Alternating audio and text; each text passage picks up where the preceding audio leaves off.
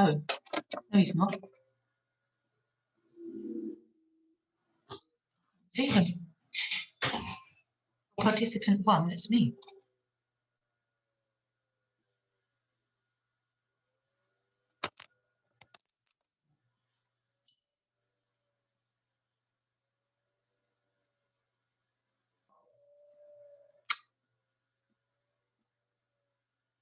Everybody's going to be late. Admit, Peter.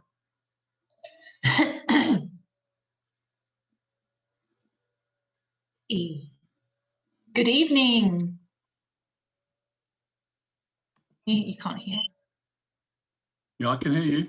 You can. Oh, let me put my volume up because I'm just. I think we've got it on the minimum there. Here we go. How are you? I'm all the better for seeing you. That's really good to hear.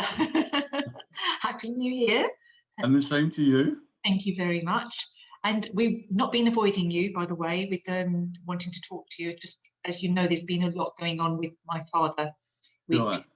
Yeah, so it's just been a bit, fraught. So, yeah. And how are things going with your father at the moment? It's very difficult. He's got dementia, and we've moved into sheltered housing, and now we're having to redo his house so that we can rent that out to pay for social housing.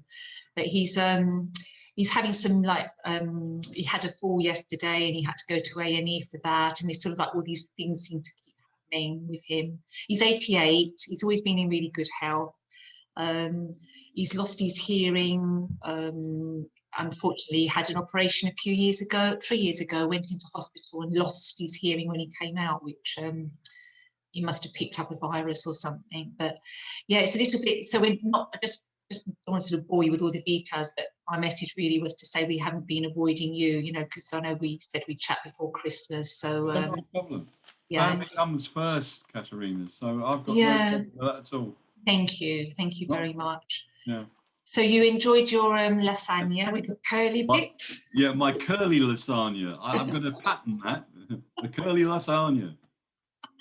Yeah, I mean, I took on board your comment because it's the taste that matters. But the difficulty I found was to cook and follow Luca at the same time. It just doesn't work. No. And as I mentioned with the recipe, if you go down the ingredients to begin with and then spoon feed people and say, look, prepare this and have it chopped up and ready to go, that I think would help as well, because I think preparation is 9/10 of a good recipe. Anyway. Yeah, I understand what you're saying. So you can just throw things in, and rather than sort of sitting there chopping up, you can follow it a lot better. Exactly, yeah. You did well. I mean, you know, you just remove those curly bits and the rest of it, I'm sure, was really yummy. It looked good. Yeah, but when you saw the photograph, you must have fell about laughing. Well, we did it with the curly bits. They thought, oh, yes, they're unusual, but that's because you didn't have enough sauce to put on the top. That's why that happened, wasn't it? Yeah. Yeah. And I think the other thing is I use too big a dish if I use a narrower dish. Yeah. I was running out of the bechamel sauce. As well. Yeah. Oh, were you? Oh, yeah. So how many were you able to fit in a row then? Oh, 6 people in the waiting room. Let me just open. God, yeah. Let everybody in. If it's all. Sorry. Yeah. Hello. Hi, everybody. Good evening. Hi, Nikki. Lovely to see you. Katerina. Hi. Got there in the end. We did. Oh, Happy New Year. And you, everybody. Yes, hi. Hi, Peter, Maria, and hello, Alex. Hi. And Lobna. We can't see you, but we can, no doubt we'll be able to hear you later. And Dale. Hello, Dale. Hello, good evening. Good evening. Hi, how are you? Good. How are you? Yes, we're very well. Thanks for joining us. Pleasure. Dale was one of our speakers at one of our events, so we're really pleased that you could join us this evening. Hi, sorry, I'm struggling with my Wi-Fi today, so I can't put my camera on because then I just lose everything. Oh, God, no, you don't want to miss anything. Alex, you've got your hand up. Yes, because I'm John. Good evening. Oh, I'm sorry, I Tom. thought you were John. I was sorry, going to say, I thought you look like him. I'm homeschooling, and my son. I'm obviously my son Alex was logged on last for homeschooling, so it's automatically recognised me as Alex. So hello. It's all right, John. I Hi. recognised you. I hope you've got No. your shorts on today. You know, the awful thing is, I thought that looks like John, but it says Alex, so I better say it's Alex because it might be a lookalike or something. But no, I'm Yeah, glad. an Thank imposter. you. My Yeah, apologies. That's imposter. what a cool back. Oh, Aurora Borealis. I'm most impressed. Northern Lights. That's Most right. impressive. Most appropriate for a northern lad. Absolutely, yeah. I'm so Oh. lucky having this through my window. Yes, they showed the Northern Lights on the news, didn't they? In Scotland, all those lovely colours that they had. Don't know if you saw Yeah. that, but yeah. But welcome Right. back, John. It's lovely to see you again. And Very kind. Thank I you. didn't forget who you were, but I just saw Alex and I thought, oh, let's. But Nikki, how are you? I'm good, thank you. There's lots going on around me, so it's a bit on and off, but just going slowly. Thank goodness for lockdowns that can slow down life a bit. There are some pluses. Yes. It's got its benefits, hasn't it? Yes. Yeah. Some of us are catching up with things and gives us time to think about things, and yeah. It's giving us a chance to look at our values, isn't it? And what we really want from life and what's perhaps more superfluous. Yes, totally agree 100%. there. Sounds great. I wish it had done that for me. Oh. It's done the reverse.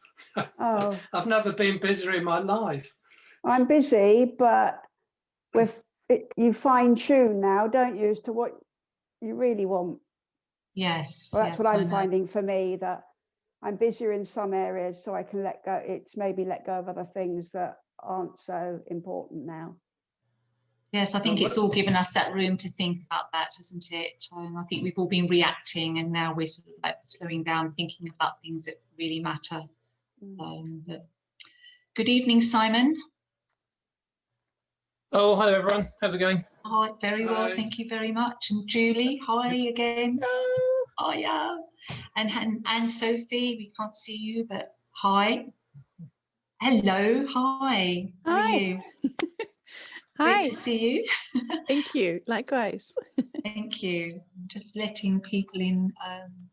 We've got quite a lot of people. There's 21 signed up, so I think people will be drifting in.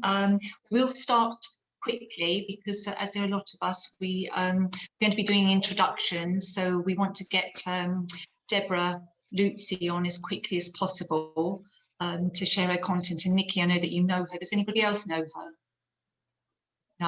No, she's amazing. She really has. She's got.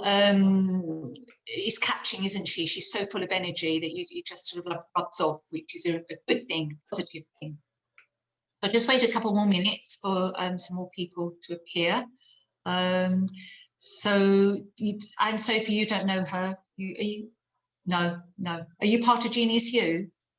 I am. I'm part of Arts Dynamics. I'm from okay. Sweden, so Sophie Marin invited me for this. Oh. So I took the chance. It sounded just fabulous. So I hope it's okay that I'm here with you guys. Fantastic. Are you from Sweden? You're in England though, but no, I am actually in Sweden. Fantastic. Wow. But Sophie is connected to London, and now she's in Stockholm, and I don't know if you all know her. I do. You do. Okay. Yeah. Now she started Arts Dynamics, which is connected to Wealth Dynamics, and it's very new and it's just on the rise, and I'm part of it. I'm a founding member, and it's a very cool thing. So if you're into the arts, then check it out.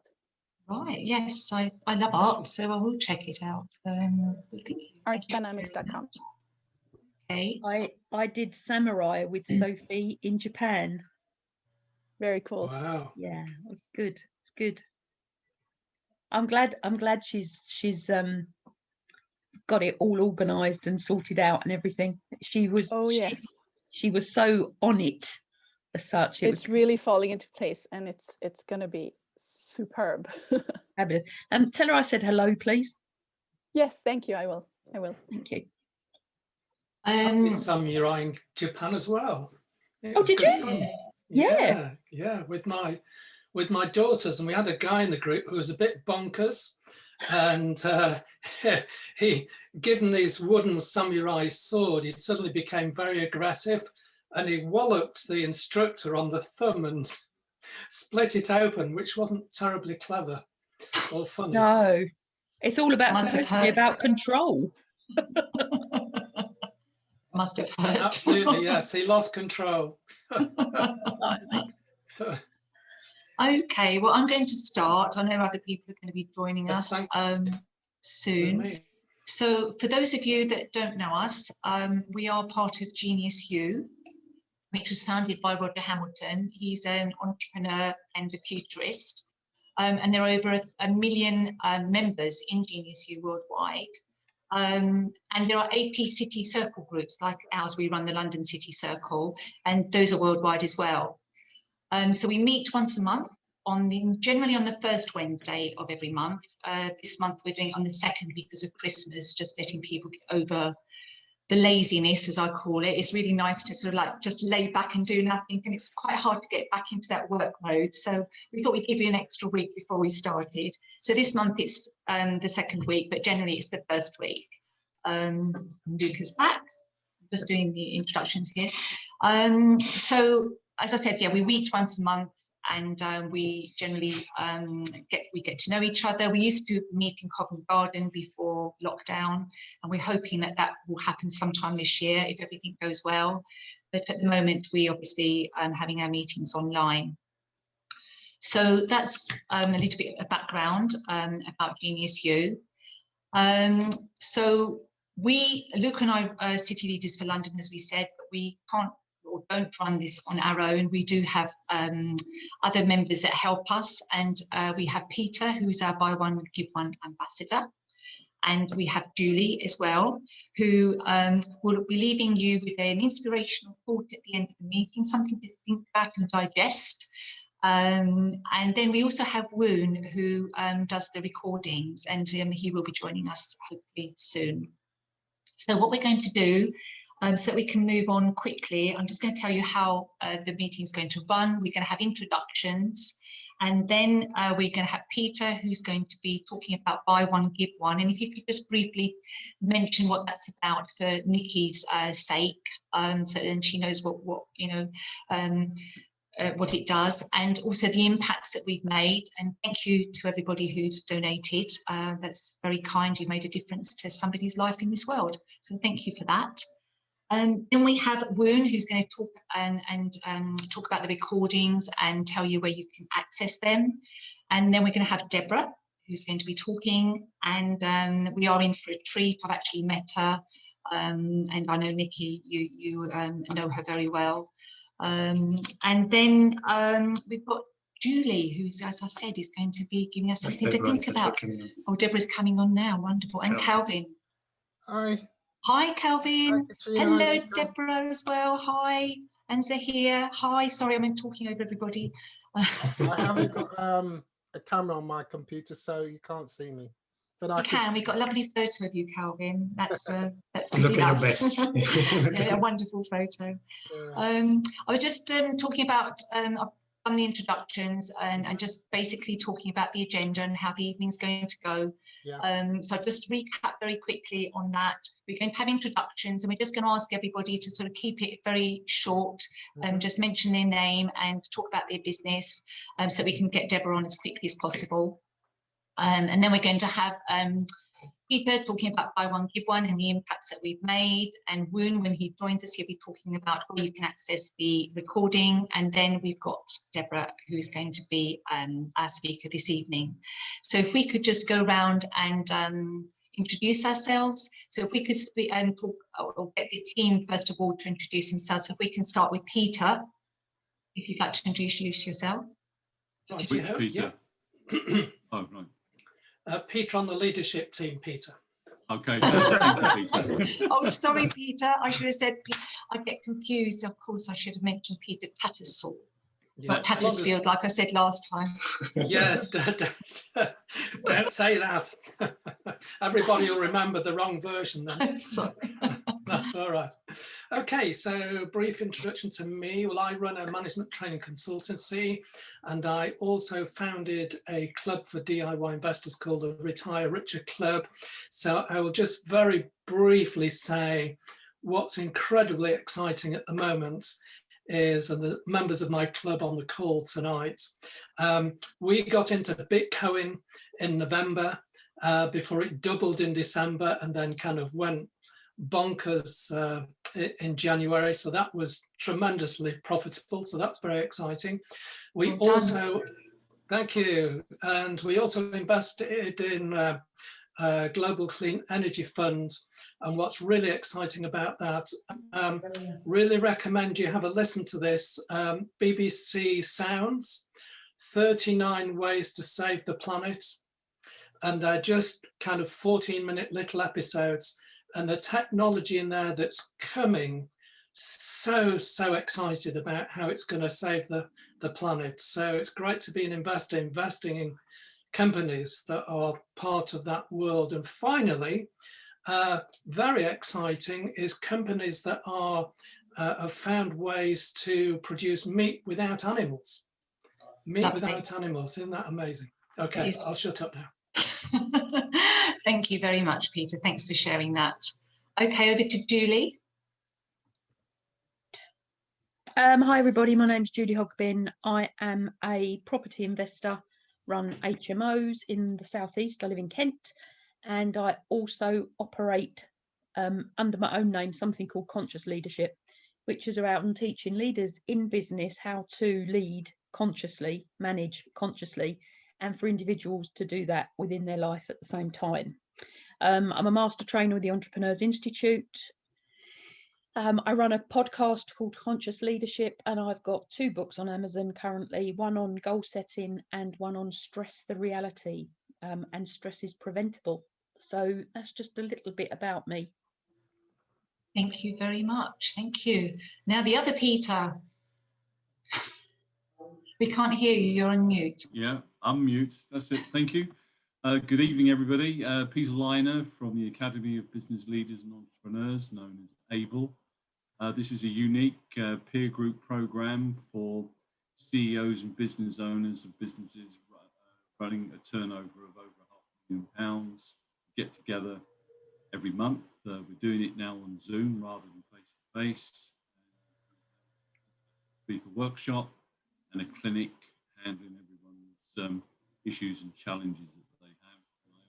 I also coach them during the month as well. I'm also the chairman of the Joshua Liner Foundation, which is a trust set up to help prevent congenital heart disease in young babies in the womb. Could everybody hear that, or? No, your sound is coming in and out, Peter. Oh, is it? Yeah. Okay. We got most of it, not the very last bit about the foundation. Oh, right. Yeah. It's the Joshua Liner Foundation, which has been set up to help prevent congenital heart disease in babies in the womb. Lovely. Thank you very much. Thank you for sharing. And Nikki. Hi everybody, I'm Nikki Batt, and I'm a colour therapist. I work with the Colour Mirrors system, which is these bottles behind me, and they help people release their stuckness, release the stories and patterns and old inner scars that are running our lives in the background and make our life what we don't want it to be. So diving in with the colour, we can release, clear, find clarity and direction, and help us create the life we really want to create with ease and mostly fun, maybe a few tears in between, but mostly it's fun and easy. So it helps us raise our vibration so that we can, say, create the life we want. So it's a fun way to do it rather than other ways. So I'm Nikki Batt. Thank you. That's lovely. Thank you very much. Thank you. over to John. John, you're on. Yep. Left click, then right now. Can you hear me? Sorry about that. Hi. Yeah, I'm John Kirkham, not Alex as it says on the screen. Sorry, I'm here instead of Alex because Alex is in bed because it's his bedtime. Yeah, John Kirkham, independent. I help employers deal with employment issues. That'll do. Thank you. Thank you very much. Maria. I work full-time, but I'd like to set up a business doing Reiki. So I'm a Reiki practitioner at the moment. And with COVID, I can only do it online. So I can't do face-to-face at the moment, but hopefully that's something I'll be able to do in the future. Thank you. Thank you. Thank you very much. And Simon? Oh, hello everyone. My name's Simon Hall, and I've got a systems consultancy business. I do mindfulness training and health coaching. So those three things may sound quite diverse, but often I'm finding ways to tie them together, particularly bringing mindfulness training into the systems projects that I'm doing. So in a nutshell, it's those three things. Lovely. Thank you very much, Simon. And Anne-Sophie. Yes, Anne-Sophie Wensbo, Sweden. Fantastic. Very exotic. Stockholm area. I'm a musician and a pedagogue, teacher. So I'm a singer-songwriter, composer, producer, playback theater musician, if anybody knows what that is. And yeah, as I mentioned earlier, part of Arts Dynamics, which is a very cool movement that's up and coming. Lovely. Sounds very interesting. Thank you for sharing that. And Deborah, shall we leave you and yes, I think so. When you start talking, so we'll hear about Deborah when she starts talking. Okay. Welcome, Zahir. Hello, lovely to have you back. And if you could introduce yourself. Thank you. So, Zahir, I'm quality health and safety. Could you? Are you able to raise your volume? We can't hear you very well. I don't know if you can hear me now. A little bit better, but if you might have to sort of like raise your voice a bit, perhaps. Hello, everyone. Yes, brilliant. So, quality health and safety and environment advisor and life coach in training. Thank you. Thank you for that. Thank you. And Dale, I know you're there. We can't see. Hi. Yeah, Yeah, sorry. Yeah, that's okay. Yeah, so I'm Dale. I'm a trademark attorney. So I help people protect their brands or their logos by registering them as trademarks. And if somebody else is using them without they say so, I'll help you, protect your brand, basically. Wonderful. We had Dale as a speaker at one of our events, and she was very, very interesting. So thank you for that. And Calvin, over to you. I'm Calvin Harris, not the DJ. My background is building and construction and property investing, and then I was introduced to trading by Luca many years ago.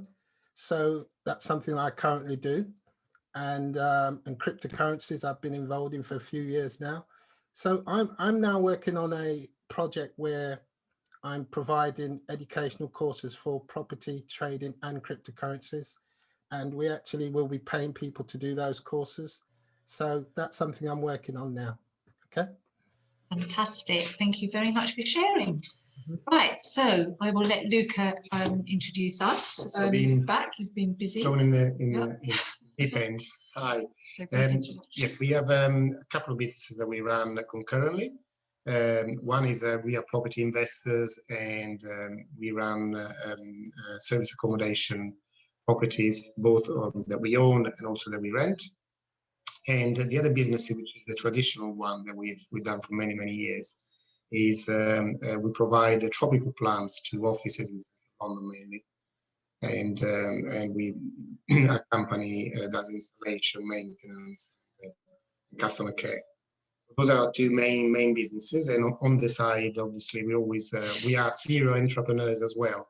So we're always open to new ideas and joint ventures.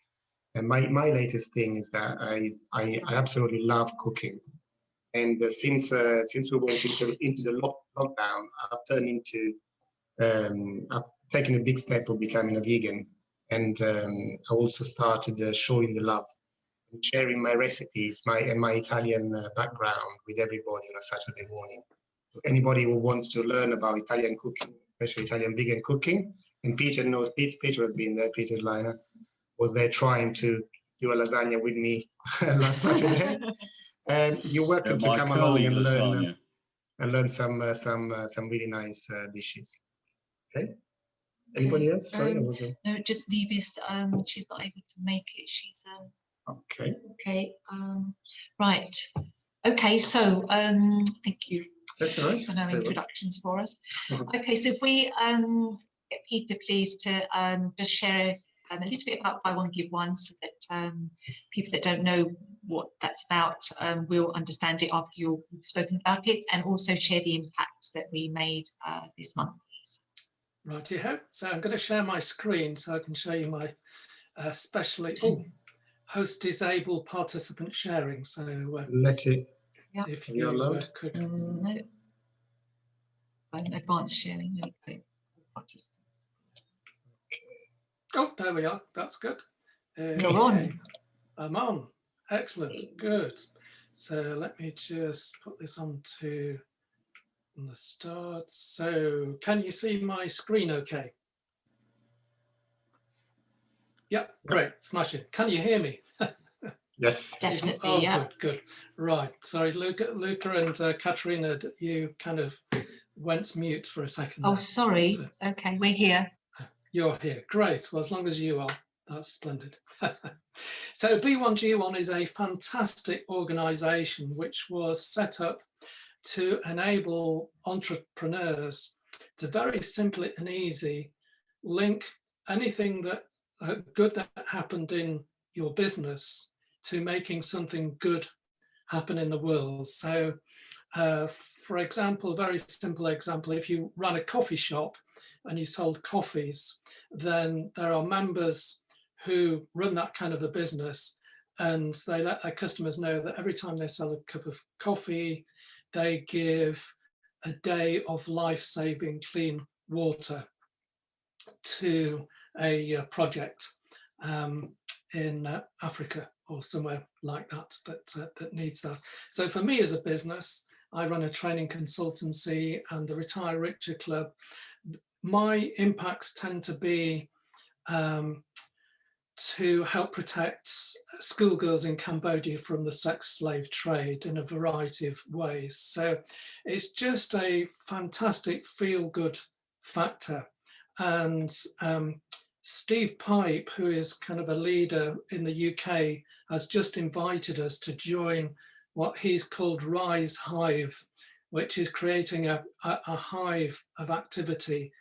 And he's going to be supporting us to really go through rigorously how to build a business and increase your customers and customer retention by using all the resources in B1G1. So it is a fantastic visionary organisation linked to the UN's Sustainable Development Goals. So I should probably stop there. I could go on for a very long time about it, but that's probably enough.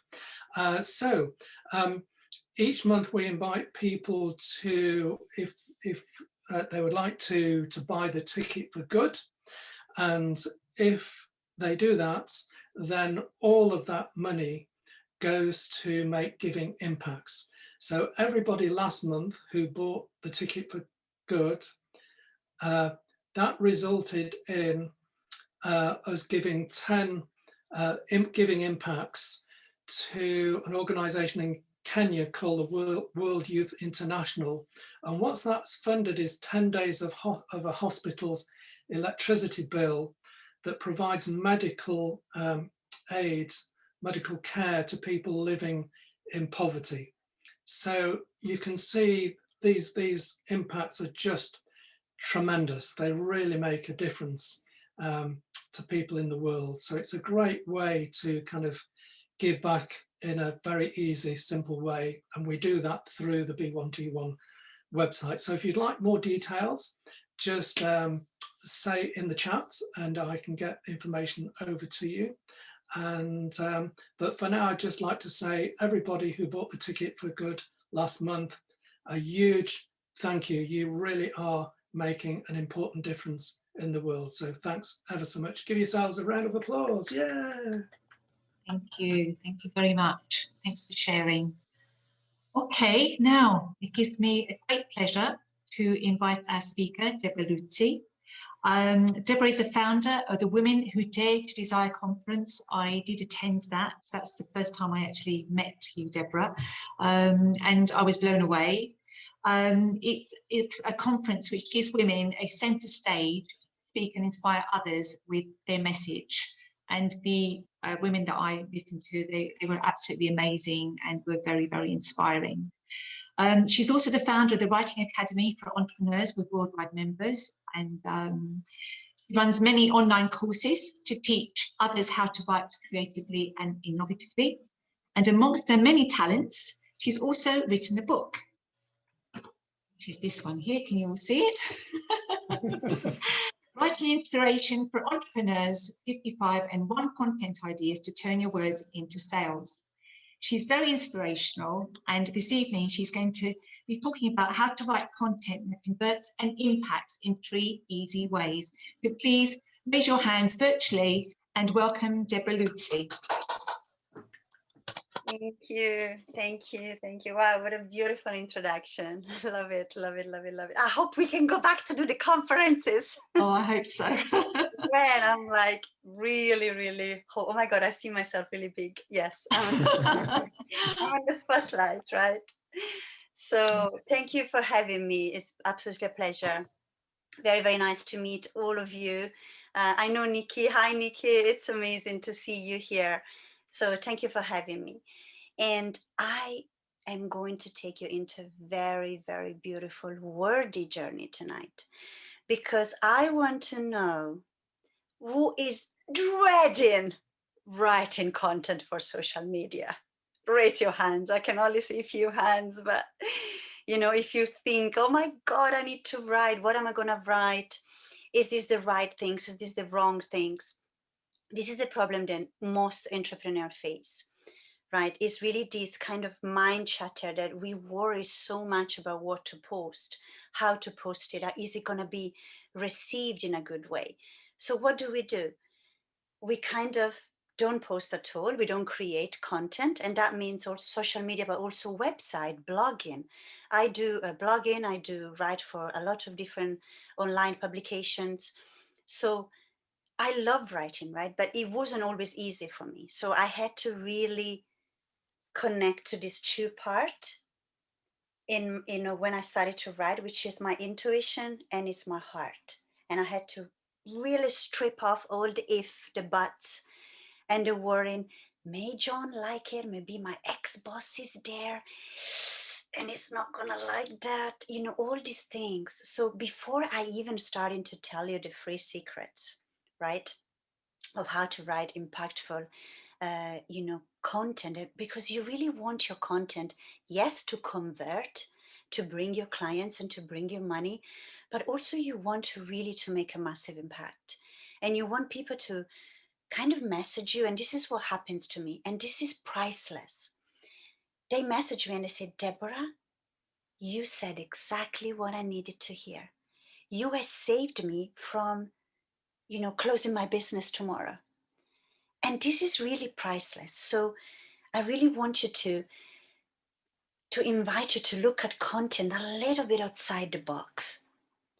Content is not something strategic, and it's like, you know, a lot of the gurus go like, you got to put that word there, that word's here, and you need, I'm going to tell you a few strategic things, because I always say in my way of writing, I always add a pinch of strategies. So I'm going to add a pinch of strategies for you, but mainly we're going to work from these 2 areas, right? So there is always, it's always like incredible, really the impact that you can make, okay, with your content. And content, as I said, it's not something strategic, it's something that you're gonna go, oh, like for example, people call me the content queen, and you might find it really weird what I'm telling you. I don't schedule post, not 5 months in advance or 2 months in advance, not even next week, right? I do a lot is on the day, inspiration. And you think, but why? Because I tapped into that writing flow, that writing genius that I really want all of you to tap into. Because you all amazing writers, you all have amazing ideas. Let's say you go and have a coffee conversation with your best friend. Would you stop talking? I don't think so. You would go, oh, John, Mary, you don't know what happened to me. Blah, blah, blah, blah, blah, blah, blah, blah, blah. A friend of yours calls you and she has a problem. And said, oh, I cannot sell my property and this is happening. Oh my God, I cannot get clients. And you would go like, oh, you can do that. You spend hours on the phone helping, talking to them. What's the difference? When we write, we start to really bring all of this kind of limitation and blocks that we have in our mind. I speak my mind. And we have a saying that is also in my book, and Caterina and Luca, right? They will understand. In Italian, we say, speak as you eat. Parla come mangia. Okay? So I want to invite you to speak and write as you eat. If you're messy when you eat and if you're like, you're all excited and funny and whatever, and you go like, whatever you do, bring it into your writing. You're not two different people when you write and when you speak. If you eat like royals with the fingers like that and you all posh, write posh and smart and whatever you want to do. So don't change, don't adapt your writing to your audience. And it's something that before I go into the free secret that I want to tell you. I'm sure many of you are on LinkedIn, right? And I remember my way of writing is very informal that my boss, when I was a marketing manager, he hired another person doing the content writing because my writing was too sometimes sarcastic, funny, flamboyant, all of that. So I never really believed in my tone of voice. And I remember somebody telling me, Deborah, LinkedIn is not really for you. I think you're a bit too loud, maybe too like that. And I believed it. I didn't go to LinkedIn for quite a while. And then I said, forget about that. This is who I am. So you see me on LinkedIn, on Facebook. I do a lot of selfie because I love selfie, right? This is the brand. So I'm putting the picture of the brand, right? So don't ever get influenced as well, because something that I'm going to share about LinkedIn later on, and if I forget, please unmute yourself and remind me, because I want to share something that is going to really leave you like, really? Yes, I'm going to really change some probably idea that you have around social media that you really need to adapt your tone of voice to wherever you go to the platform, right? So let's go into these 3 magical secrets of how to write content that connect, converts, and impact. First of all, the first one, and you want to say, really, Deborah? Well, but I want you to explore that really, Deborah, with me tonight.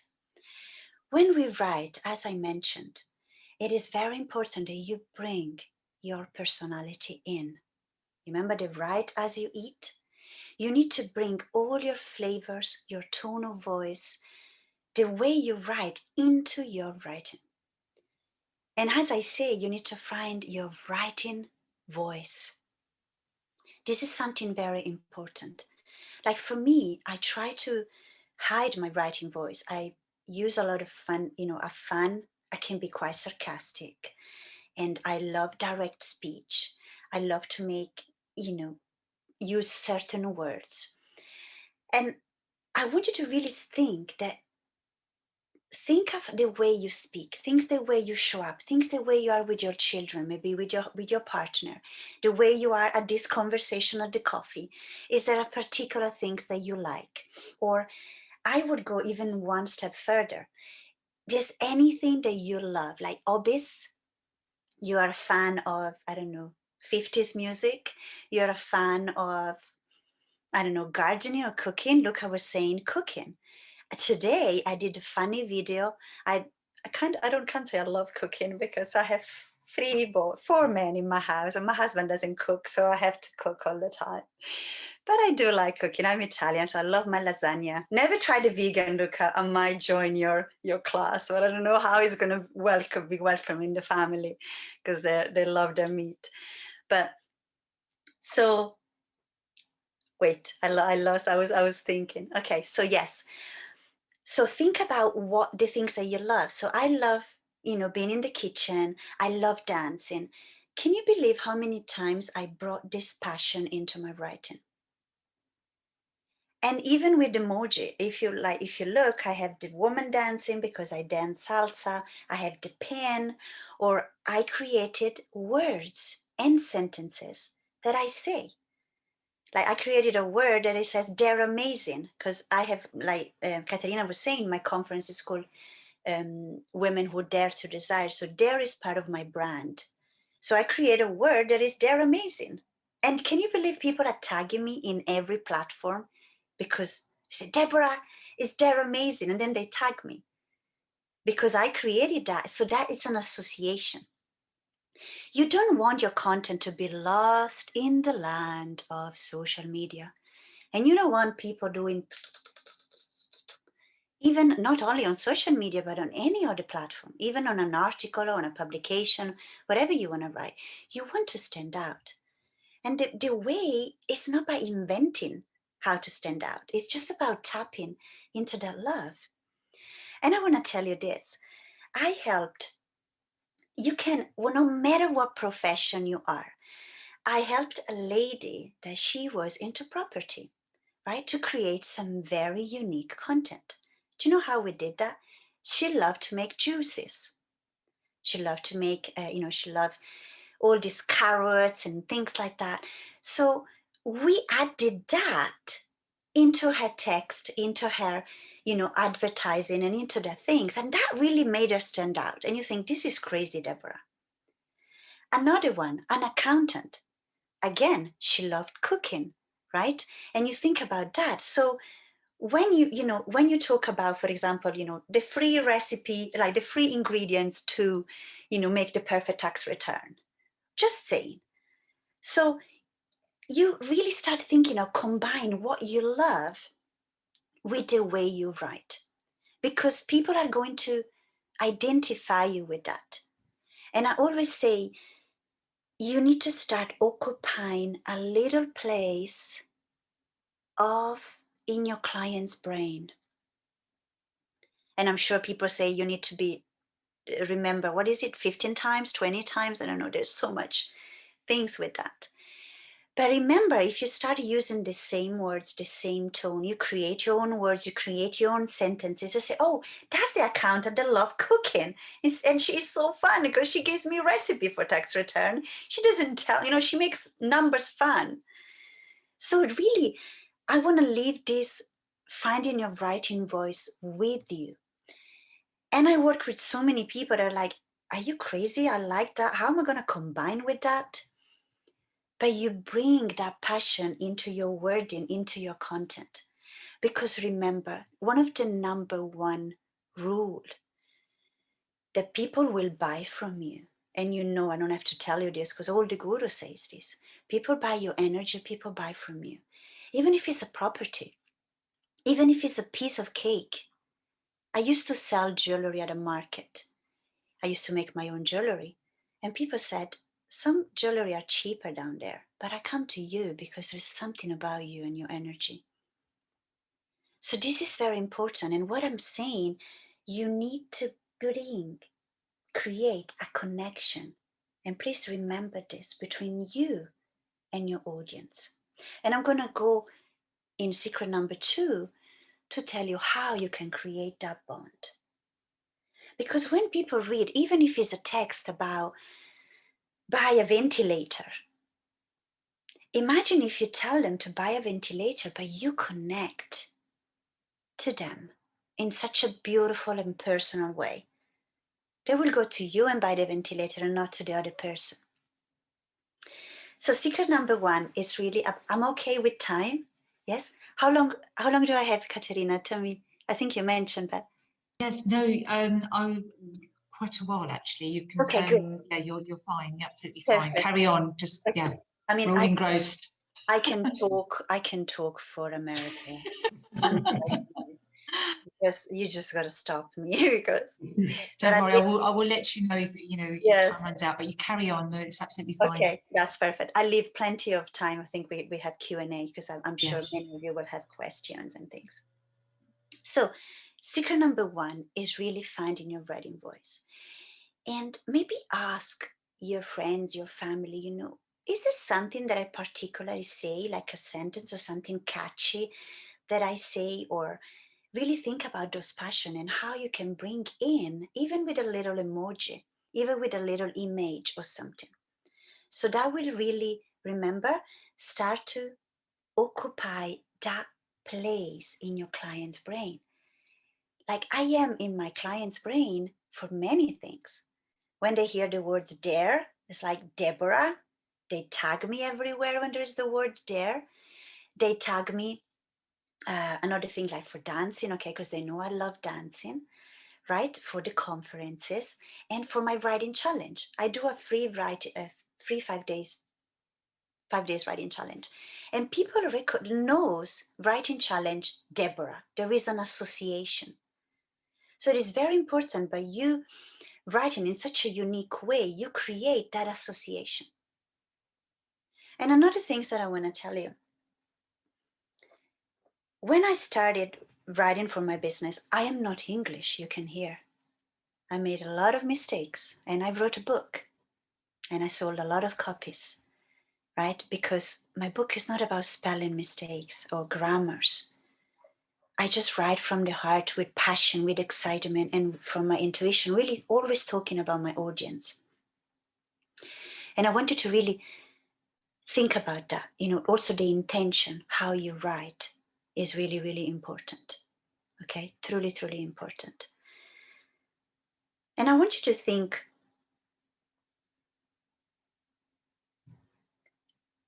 I was thinking to leave a few minutes to write down. No, but I'm gonna let you do it later on when I'm not with you. Otherwise, we're gonna make it. But really, start scribbling down things maybe that you have in mind or something like that. Very, very important. So now we're gonna go into the second secret because we're gonna stay a little bit longer into the second secret because it's one of my favorite. It's one of a lot of people talk about the second secret that I'm going to tell you. But not many people really do it the right way. Okay. And you probably heard it and you say, yeah, you're a business owner, right? You need to share your story. Say, oh, Deborah, you don't tell that I as well, right? I am going to really share so many tips on how to share your story that is really going to make you change the way you write and show up with your story. We tell stories since we were, the word was ever, created. We've been telling stories, from one person to another. Stories unite, story connects, story builds that bond that you want to create with your audience. And a lot of people say, but what do people worry? I mean, I'm selling ventilator. What do people worry? What is about me? How do I start selling ventilator? Or the struggle that I had about selling my ventilators? Yes. Story creates something, not only connection, but also stories create relatability. And I'm sure you heard a lot of the time this word. People connect to you when they feel they relate to you. And when we tell stories, it's an amazing way to let people know, first of all, that we're real, and second, that we are relatable, that we struggle like everybody else. Katerina mentioned my Women Who Dare to Desire conference. And on the run up to the conference, I had a lot of doubt. I wasn't sure what I was doing. I was like, oh my God, what am I doing? I had a lot of fears. And I remember sharing these fears, sharing my vulnerability, my stories, even the way I created the conferences with my audience. And this is something that I wanted to really think. A lot of people bring things already done into a plate to their audience. They go, this is it. So I would go, this is the conference, this is the Women Who Dare to Desire, or this is a product that you created, or this is the property, or this is that. And I don't know if you know that example of giving a hunter a plate with a dead bird. The hunter doesn't want it, because the hunter wants to go in the forest, and he wants to find it, and he wants to look, and he wants to experience, he wants to adventure. Your audience is the same when you tell stories. And that's why it's so important to tell story around what you create. When I created a Women Who Dare to Desire, I didn't go, hey, here's the plate, here's the bird. I showed them what was going on in my brain. I shared the story of when I knocked on my husband while he was having a shower, and I said, Amore, I got this idea, this is happening. And when I shared it on social media, when I found the artist, and when I found out, I shared what went on in my brain. The fears that I had, the doubt. I shared so many stories. And I didn't go like, buy the ticket, it's £45, just buy tomorrow, 5 left at £10, 20 left, hurry up. If you don't hurry up, I'm gonna, you're just gonna miss the train, you're never gonna come. The usual tricks. It's not that I don't use them. Urgency is good, and scarcity, you probably heard it from all the marketeer, it's good. I still use it. But it's not the only things that we need to use. So I want you to really start thinking, what stories do you have around your product and services? Did you create something while you were giving milk to your child, or you were having a stroll hand to hand with your lovely wife or husband, or while you fall on the underground and everybody laughed at you, or something like that? Bring your audience with you on the journey of whatever you create. So create those stories around what you are creating. You have a networking group. How did that happen? What was the story behind it? How did you feel? What were you doing? But don't say, yeah, that day it was raining and I had this amazing idea, and then I created my networking group and it was amazing. We had 20 people already. Yeah, we're all happy and jolly. Yes, come along. No, you wouldn't go like that. You would go, how do you feel? And the story, it was raining, and it's like the story of my writing academy. I always share. I don't go there and say, yes, I have a writing academy. The story of how I created my writing academy, I'm not going to share it because it's not that long, but it's one of the things that really attract people to me, because I was starting to get lots of comments on social media. People were like, Deborah, I always know it's you because I recognize your tone of voice. Secret number 1. Even if I don't see your picture, Deborah, and your signature, I know it's you. I can feel it. I can read it in the words. And this is what you want. This is something I wanted to add, and then I went into something else on secret number 1. So it came back to me, you see. You want your audience to know that it's you. You don't want to create those copycats template where the people that just put your name. and you sign it with your name. Very, very important. Yes? So with the stories, I'm going to go that's why this is the biggest secret, because we have a lot of stories. I'm going to give you lots of different stories. So the first stories I said is the story of how you create things. Yes, your product, your services. How did you get into what you're doing? Share those stories. Okay, share the journey, because your audience wants to be part of it. Do you know some of the women that came to my conference? They said, Deborah, we felt we were making the conference with you. And that is priceless, people. And they came and they said, I felt a piece of this puzzle. When your audience feel that it's a piece of your own creation, which is a puzzle, it's priceless. So share the story to make them a piece of the puzzle of the things that you create. Story number 2, we got 3 types of story. Okay. And I said we do stories to build connection, emotional connection. And I want to just throw a little tips in there. Probably you know, this is, you know that people buy through emotions, right? People buy through feeling, even men. I was reading this book. It's amazing. There was a beautiful example of a man buying a Lamborghini when he already has a Range Rover, right?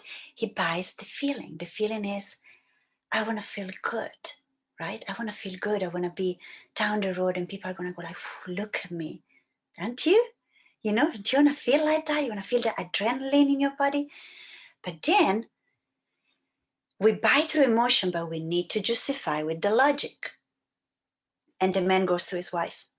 The Range Rover really always stops in the motorway. It's really not working, darling. I had to get a Lamborghini. That's the logic. And you know what? It's actually cheaper, the petrol. It's so much cheaper, darling. And the woman is okay. She's convinced. So even men buy through emotions. And of course, the biggest people that buy through emotion are us. But you guys are in there as well. So you're not excluded from putting emotion in your content, in your sales pages, in your website. You're not excluded. Because you guys buy through emotion as well. And I'm going to tell you a little secret of how you add the logic in my tip number 3, so that you make people like buying with more relief.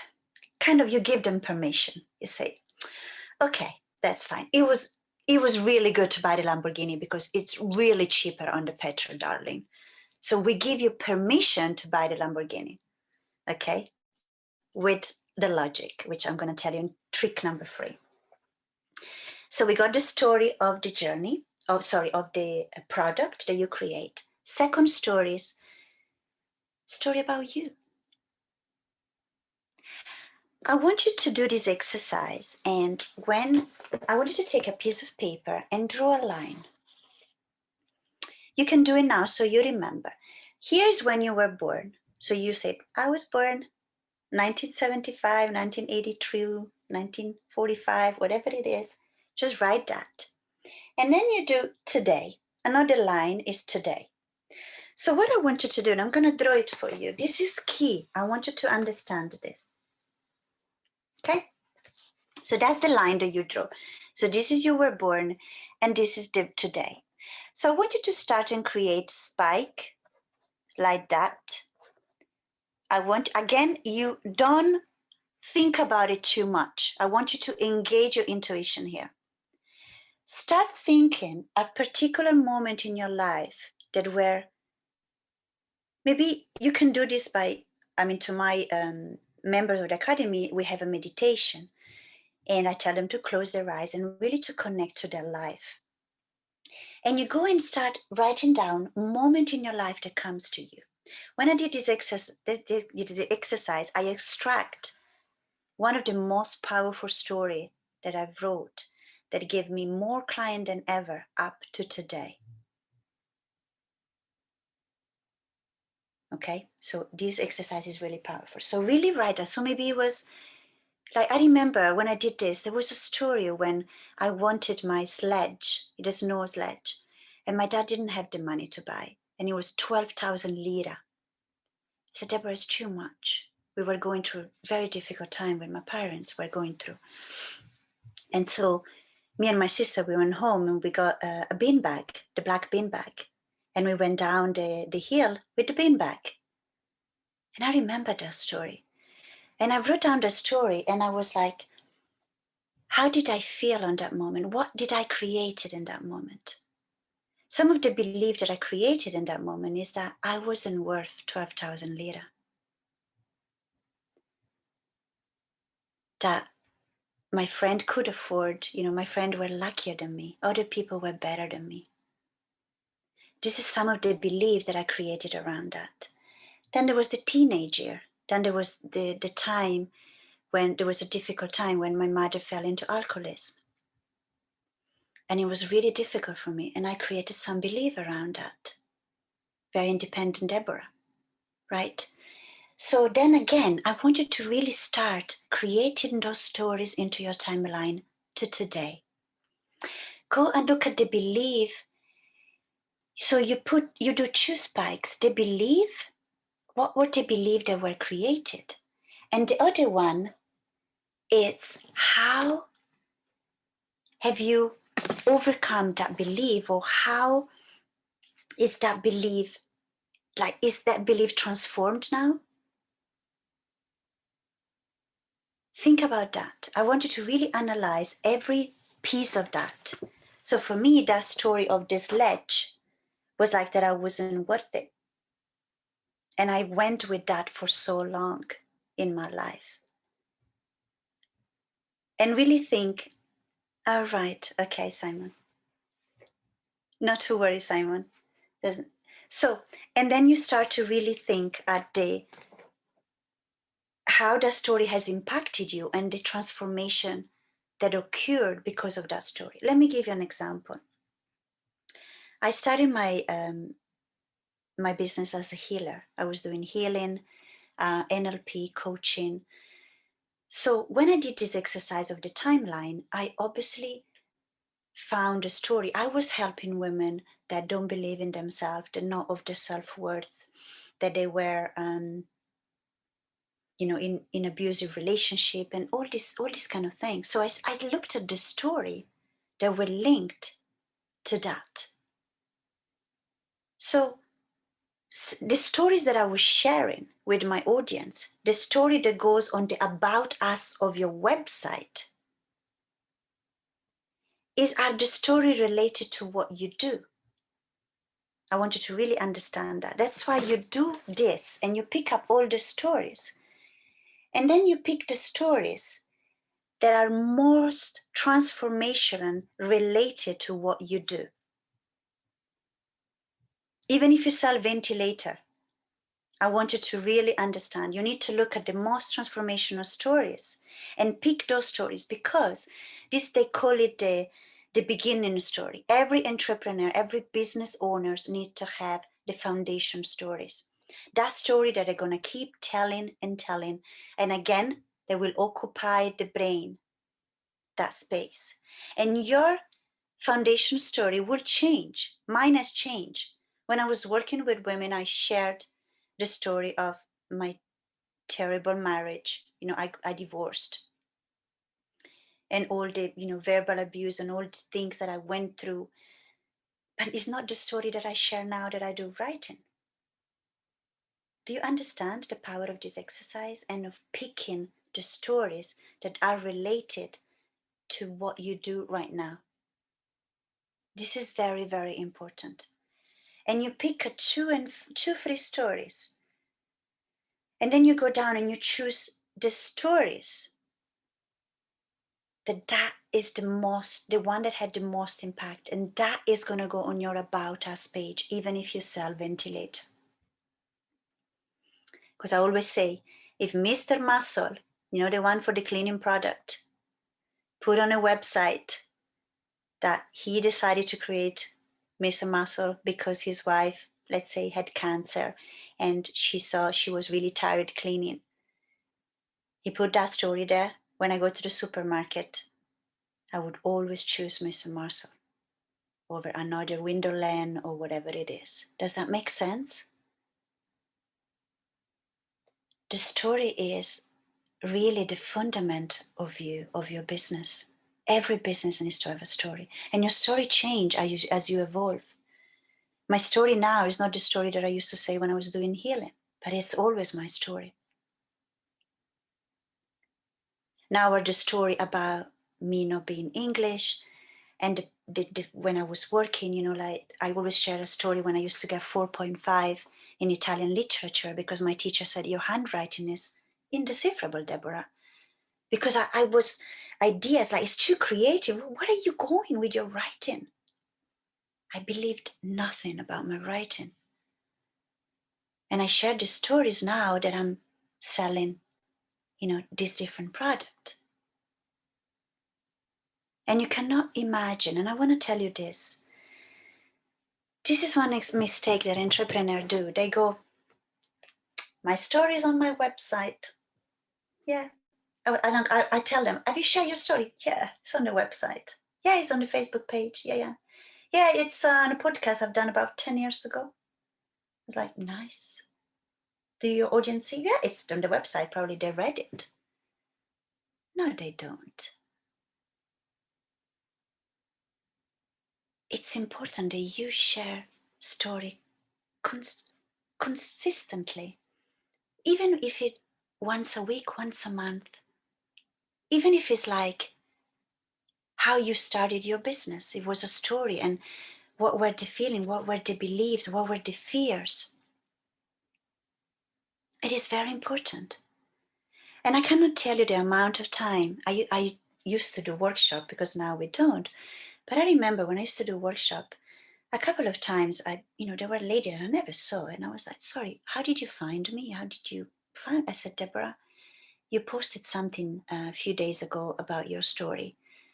And I saw that you were doing an event. To be honest, I didn't know what you were going to do, but I connected so much with your story that I'm here. This is true. This happens, and you know this, or all the people tell you. So it's important that you share the story. Now, you don't share the story as a cold chronicle. I was born in 1975, and then when I was 5 years old, I fell off the stairs and I felt a really terrible child. And then my dad didn't buy me the sledge. And then at 15, I ran away. And then at 17, I got married. And then I got divorced. And then I had 2 children. And then I had that. And your audience is going to go, when is she going to die? Because it's just, okay. And that's, do you see people introducing themselves? Yeah, I was born, and then I did my business, and then I went into the other business, and then I went into other thing, and then I met John, and then I went, and then I did this, and then, but hold on, in 1985, and you're like, terrible. So when you pick a story, please listen to this, it's very important. You need to engage the feelings. So if I share this story, even some people said, I don't have a rag to riches story. I'm not telling you to share a rag to riches stories. Even the story of this knowledge said with feeling of how I felt can bring more people in than a rag to riches story. Because I say it with passion, it's the way you tell your stories. And when you tell your story, you want to bring your audience in. You don't want to go like, oh yeah, I did that. And then, I started the business because I thought something needed to change in my life. And then I went down on a rabbit hole, and then there was no rabbit actually, because I didn't have any carrots, but and that what happened, blah, blah, blah. You want to really bring how you felt. You use metaphor as, I felt as. You felt sad as what? Be descriptive. in your language. You think, Deborah, it's social media, it's a website. You can write an engaging story. My most successful story was this long on social media on Facebook. There was so much feeling of how I felt. And again, you might think, oh, sometimes men are more reserved. They say women are more open. I've seen many men sharing beautiful stories that I was like, wow, incredible. It takes courage to share your story. It takes really courage. And the last tip on this one, and then I go on the third one of the stories. When you write a stories, social media, even on the About Us, your About Us page on your website is not about, I have an Oxford degrees and I got the accolade from the BBC and then they, you know, whatever, the Queen gave me the OBE and all of that. The About Us page is again about your story. And it's not like, hi, my name is Deborra Luzzi, blah, blah, blah.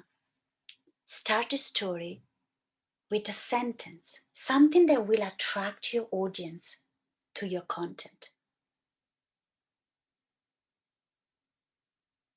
For example, that famous story that I shared, it had a really, really strong sentence.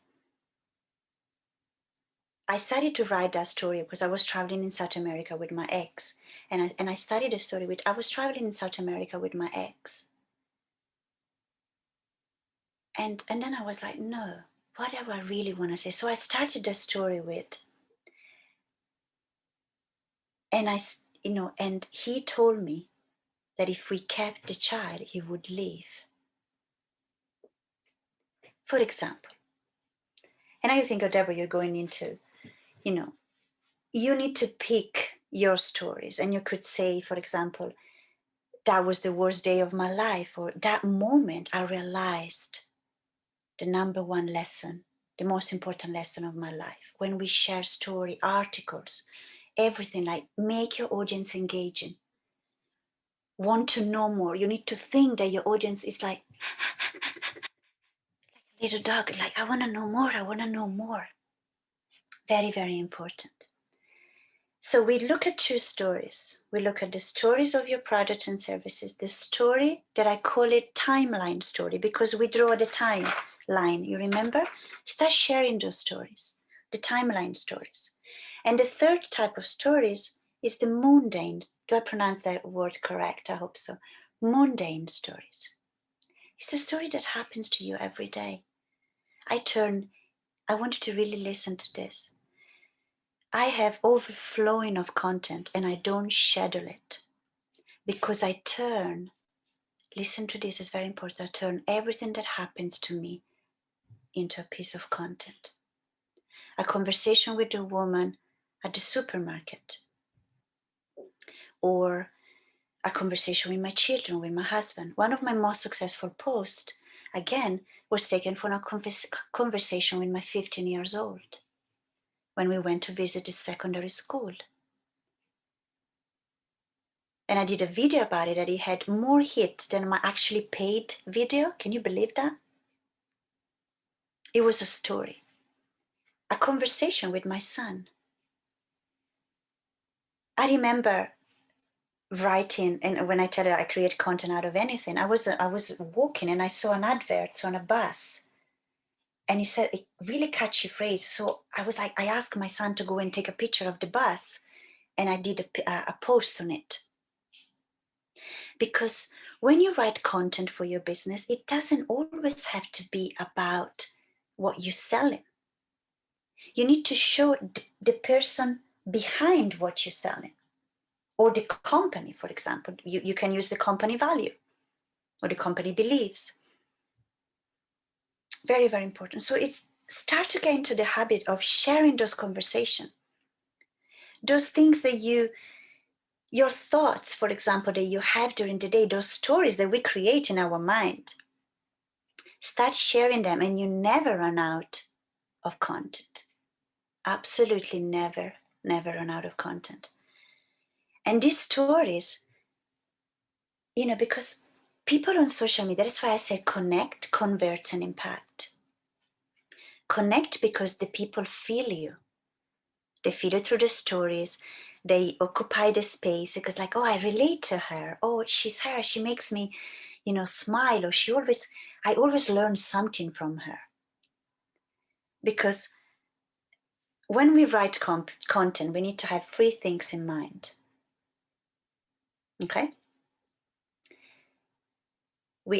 And people say, I do all of them. So when we write content, you either entertain your audience, you either inspire and motivate, or you teach. I do the three of them. And it's important that you do, all of them. For example, I entertain, like today, if you go on my personal profile on Facebook, I did a funny video. I made look, I'm not like you, the vegan lasagna. I made a potion. I had a hat, a magician hat, and I had a magician, costume, and I was making the perfect potion to make my content irresistible on social media. And I was making that recipe, right? So I entertained my audience. Sometimes I say funny jokes or funny things. And then I inspire my audience because if you go to my profile, it's full of sentences. It's like motivation. I'm a big motivator, but I don't copy and paste sentences from other people. Katerina, if you go on my book, all of the quotes on my book are from Deborra Luzzi. I have not copied from anybody else. So even if you share other quote, make your name on it, put your name, give your comment on it. Or put a book, like I have 20 quote on my book. I had a book like this, and they came from my content. I was talking like this, and I was like, oh, that's a cool thing. Like, the parla come mangia. I was like, that's a cool thing to do. So that became one of my quote. And now people can share it, and it's Deborah's one, right? So very, very important. And then the third things with your content is you need to teach people. It's very important that you need to teach, because imagine even if you, I want to tell you these things of this plumber in Scotland. Can you believe that he started to do video of teaching people how to do things? And he liked gardening as well. So he used to make like gardening things with the tube of the plumbing. Can you see? He loved it. So there is an association. Now everybody knows that he's the plumber gardener, whatever you want to say. So he started to teach little things to people. So even if you sell ventilator, you think, what am I going to teach people? Teach people how to fix or how to make a ventilator like a disco music ventilator. I don't know. Your audience wants to, if they know they're learning something from you, they're going to come back. Very often I teach things in my content. I say, oh, I learn a lot from you, Deborah. I say one tip, I say another tip. This is very, very important. You want your audience to come back to you every single time. And if they know you're teaching them something, the free secret to save money on your property, or the free secret to, I don't know, how yellow can improve your mood or something like that, right? I thought about Uniki. I cannot see Uniki, but yeah, if you're still here, I thought about you. Or other, the lady that she does Reiki, for example, 3 ways of how you can, heal, like bring healing to yourself or to your family in a very simple way. So share value with your audience is very, very important, because you don't want to be a keyboard warrior or somebody that goes on social media and only sell. Value is very important, and stories, right? So we talk about connection, the stories, the value. We talk about impact, right? We talk about the impact. And this is what I was going to tell you. The story, you see, I remember by myself, and I don't know how, because sometimes my memory goes. I got 3 children, so he says, for every child, you lose 5% of your memory. I think this is not true. I've just used it as an excuse. But so I got 50% memory less. I'm just kidding. But anyway, so I remember this. We go back to LinkedIn, right? And I wanted to really share with you the power of stories. People say, oh, LinkedIn is not for stories. And I see people sharing stories on LinkedIn. And I remember one guy commenting on somebody who says, this is not a place to share these stories. And everybody was like, why? This is a story related to the business of this person. I want you to look at LinkedIn and tell me the post that has the most likes, attraction, shares. And when people are vulnerable, when people share a story. Have you seen the story of the pilot that took a picture of when he was a pilot? Then he was an Amazon courier, and then he became a painter, a painter and decorator. And he shared the story of how he went from pilot to decorator during the COVID. It was a story. It was, and he was emotional. He shared his feeling, right? And what I was going to tell you, one of the lady that took my writing challenge, there is a prompt in the free writing challenge. She was really scared to share something very vulnerable on LinkedIn. Her post had 11 million views. Can you hear that? So you have no way out. And it's not because you have to. There is something we think, oh, the story is mine, I can't share it. What I believe is that we live what we live for a bigger purpose. And we go through the story that we go through in life to become who we need to be and to be shared. That's why I have a stage called Women Who Dare to Desire, because these women that are sharing the stories, they're changing people's life. So this woman that shared the story was a beautiful, vulnerable story. She sent me a message and she was shaking because there is a prompt in my challenge. And she texted me and she said, I don't know if I can do this. And I said, yes, you can. And she received messages of people crying, saying that she changed her life with her post. That's the impact. Even if you're selling ventilator, you want to make an impact. I don't know how I got ventilator. I never use ventilator in my training, when I talk. I just use ventilator anyway. So we got connect, impact, and now we got, I like this ventilator. We're going to go and buy ventilator. We don't need it now because it's cold. Thank you, Zaya. Thank you. Now, are you ready for the convert? Money. Yes, we don't like to talk about money. Money? No, I just want to help. I just want to help people impact the world, make peace and light.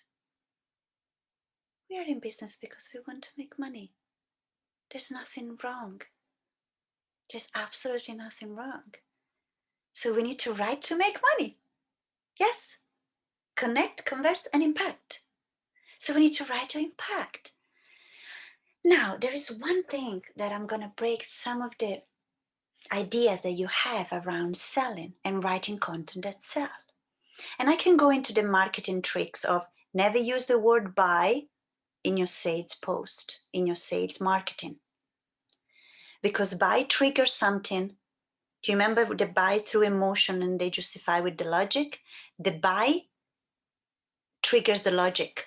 It's like, don't buy, you spend £25,000 on a Lamborghini last month. No, Lamborghini doesn't cost that, but you spend that amount of money on a Gucci bag, you cannot justify this. So the word buys triggers something in people. So if you use the word invest, it's so much better. So much better, because you really make them feel the long-term value. Even say buy here, like, I never say buy here. I'm creative. I go like, take your seat or grab a pen and join me. I never use buy. Okay, so that's one of the tricks that I'm going to tell you that the marketer use. But my convert is this. I want to tell you this. If you show up, if you write with your stories, you connect, you impact, you give value, you entertain, you show up, You're real. People relate to you. When you go with the sale, people are gonna go like with closed eyes and say, yeah, it's easy, Deborah. Yeah. It's easy because you have gone through that journey. And how many people I see that they just sell. There is no connection, there is no impact, there is no stories, there is nothing. Yes, they might sell depending on, whatever. But if you do it that way, it's almost a buy with closed eyes. Because people, the famous buy, what is it? The like, the buy, the trust. Everybody talks about the like factor, the buy. They like, they trust in, and they buy. So that's a kind of the journey. Right? It is very, very important. And that's another thing. I don't know. They know, like, and trust. Yeah. Thank you, Peter. Thank you very much, Peter. Yes, I needed that. They know, the like, and the trust. Yes, exactly. And then we got the buy. I add the buy in the end, yeah, because it's the end result. So you really need to think that if you show up in that way, it's going to be easier for people to say yes to you. Remember the lady, she said, I didn't know what you were selling there, what you were going to do at the workshop, but I bought. And also, I wanted to start thinking that selling is not about, are you struggling with find a property in Southwest London and are you struggling with headache? Do you have headache? Are you fed up?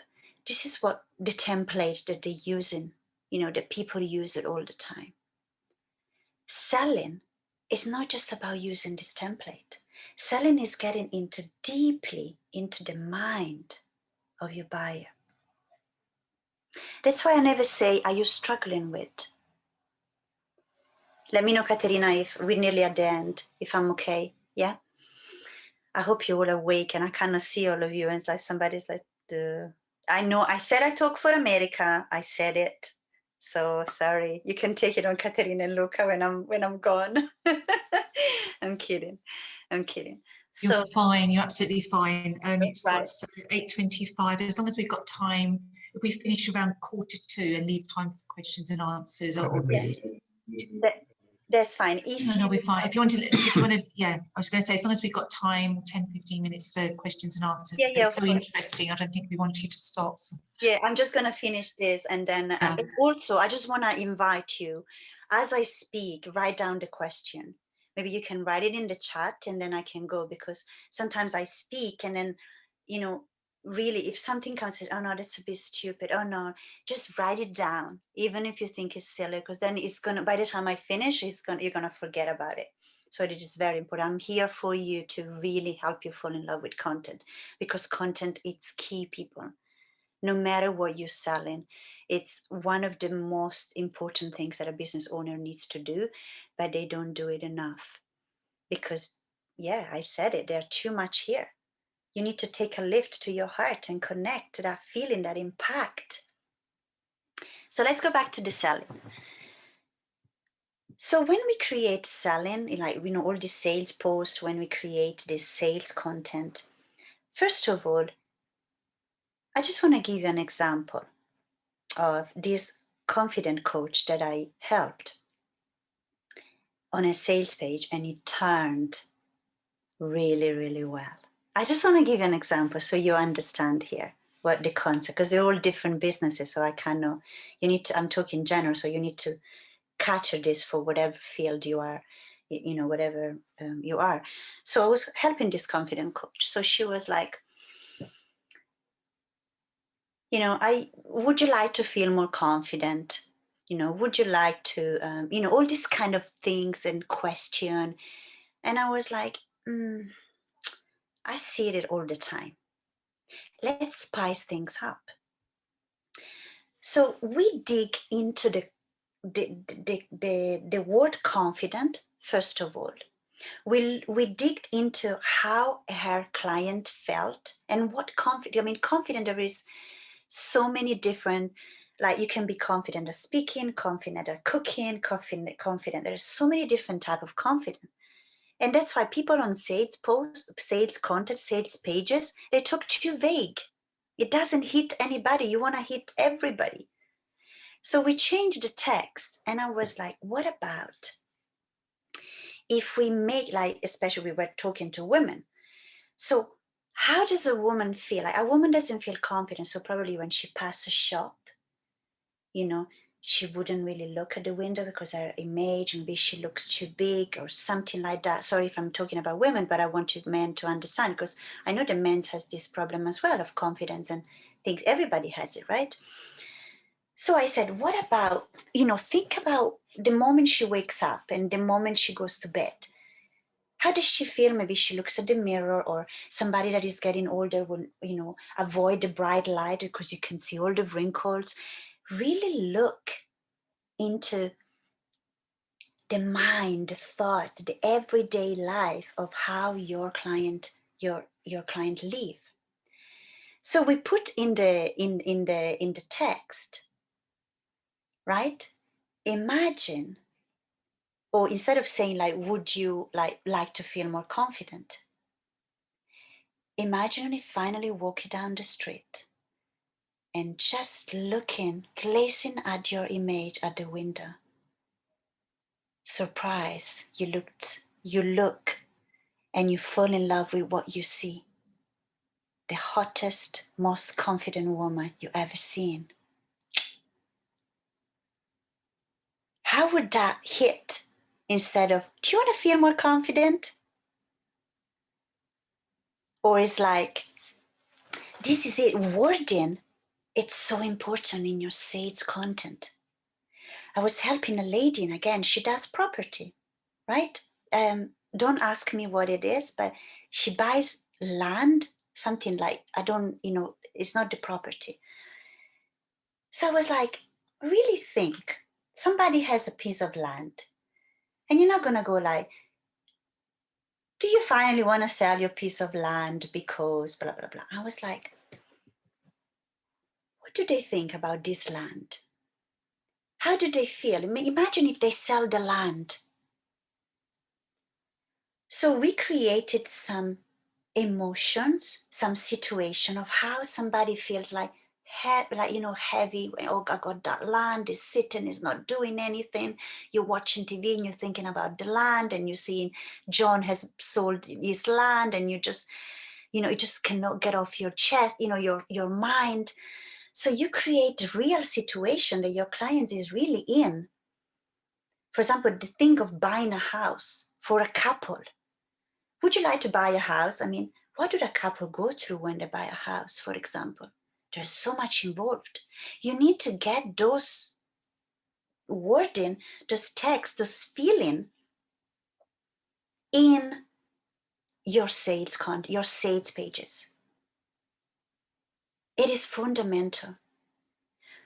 This is how I say, I've done a training in my writing account about writing sales page. This is how your people that read, they need to feel when they read the sales page.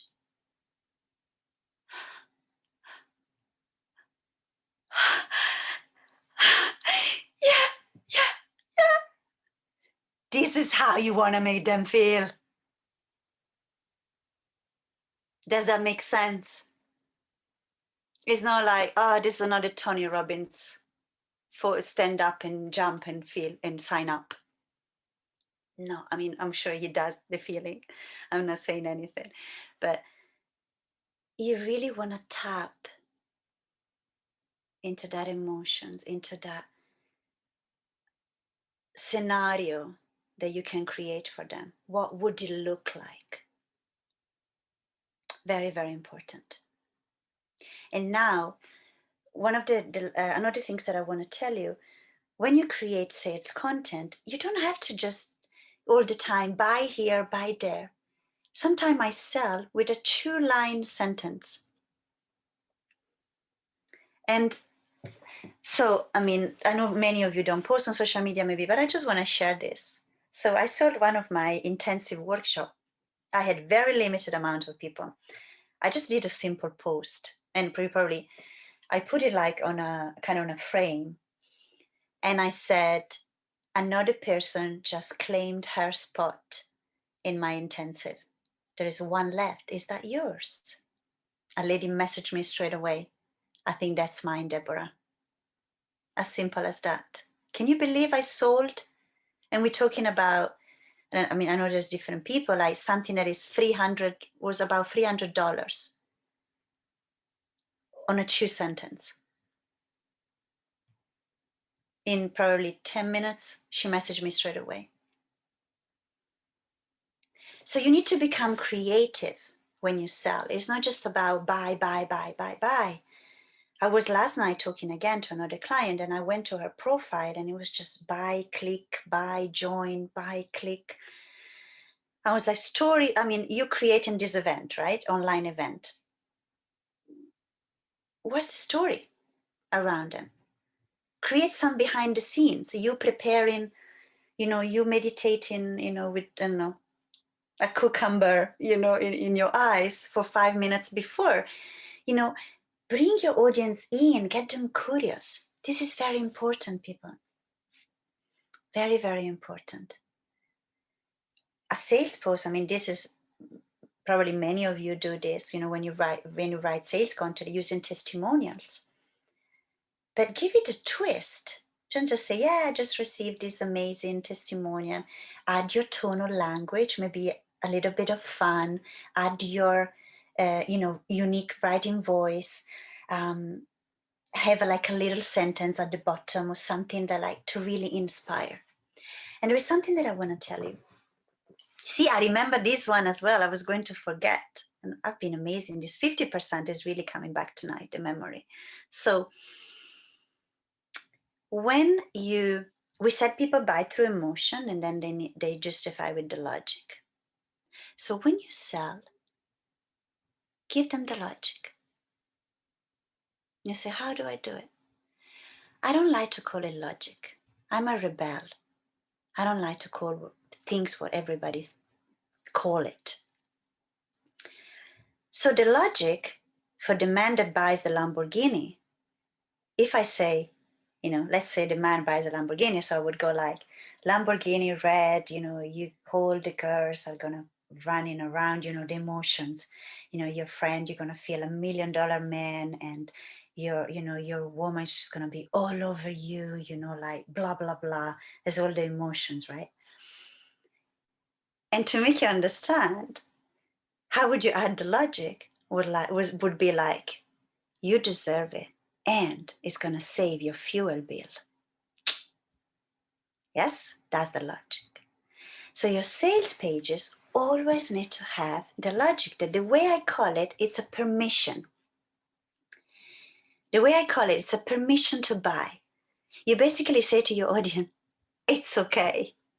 You deserve it. You've done it. Get it. So the way I have a particular, very personal way that is very unique to me, that I add, that I don't like, for me it's not logic. For me, I call it permission. Because many of your clients that want to buy, they're there like,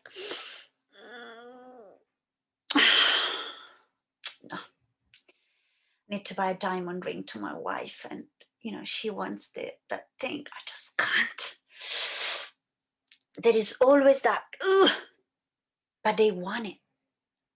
So that's why when you sell, you're talking to two people, and I'm not going to go into that, but you know that, right? When you sell, you're talking to two people, and your content needs to talk to the two people. Who are the two people? This person is the one, give it, bring it, I want it, it's mine. And the other one is like, no, are you crazy? £2,000, I can't, my wife is going to kill me, my husband is going to divorce. No, I can't, oh my God. So you got two people when you're selling, and you need to be able to speak to both. And when I give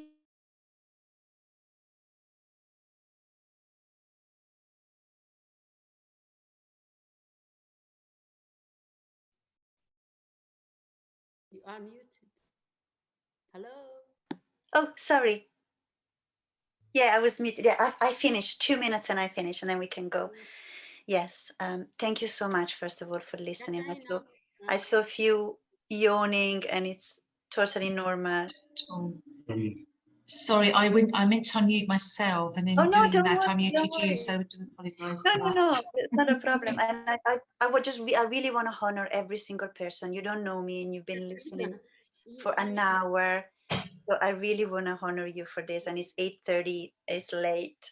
So thank you so much. I really appreciate it. It's not easy to sit and listen like this, but yeah. No, actually, it's been very easy. It's just would like to listen to you talking a lot more. It's so interesting and so relevant as well. It's been really, really interesting. I love it. I hoped it was, because I know there is so many different businesses here. Yes. But, you know, you just adapt it to your own business. But I finished. This is the last sentence, and then we can go into Q&A. What I wanted to say, the last things that remember these two people that you're talking through the text. And the last things, the logic, I call it the permission. It's like, for me, I call it the last kick. Because behind, if somebody has read that far, they want to buy. They're desperate for buy. They're like, but their mind, they're limiting their wife, their children, whatever it is on their mind. Just don't allow them to buy. So get them to their, hold them and say, I know, I hear you. You deserve it. You're worth it. And some of the things that I use, for example, some are funny, like now that I'm advertising for my writing challenge, some of the last sentences are quite creative. They're like, your writing genius is dying for a pen. Can you see the permission that I add at the end? I call it the cherry on top of the cake. Your sales post needs to have a cherry. It's not at the top of the cake, it's at the bottom of the cake because it's at the bottom of the page. You need to have that cherry, that permission that, for example, it's about the land, the land is waiting there, and it's like, I know this is terrible. It's just like I was saying, the land is waiting to be sold, it's like, but it could be like, what would a person do when she sell the land with the money? It would be like that holiday, that relax, that time one-to-one with your husband is waiting for you after you sold that land. You deserve it. Thank you. Thank you very, very much. That was really, really interesting. Could listen to you for hours. Oh, thank you. Thank you. So could we open this up to questions? We've got 10 minutes. So are there any questions that anybody wants to ask Deborah? Can I go into the whole grid? Yes, yes, we'll go into the gallery view. Right, if you want to unmute yourselves and ask Deborah any question. Yeah, Deborah, hi, it's Peter here. I just wondered whether you post more on Facebook or more on LinkedIn or both equally. Okay, so as I was mentioning, I wasn't on LinkedIn for a while because people were like, no, don't be there. And then what I do, whatever I post on Facebook, I post it on LinkedIn. It just doesn't change it. So I and I am now, I haven't been like constant on LinkedIn for a long time, but I'm already starting to see a result. I signed up 2 months ago, a one-to-one client, just from a little message, and she saw a post that I did. People are joining my challenge. So I do both. And again, because the audience is quite different, so I don't go, I recycle a lot about like my content. I don't create something for LinkedIn. Again, Peter, because I told you my tone of voice is this. If, I don't have to lower it because it's LinkedIn. So, but I post in both, Facebook and LinkedIn both. But I'm more active on Facebook a little bit more. But I'm present on LinkedIn as well. And I can see, the results are coming, and it's not been long, to be honest.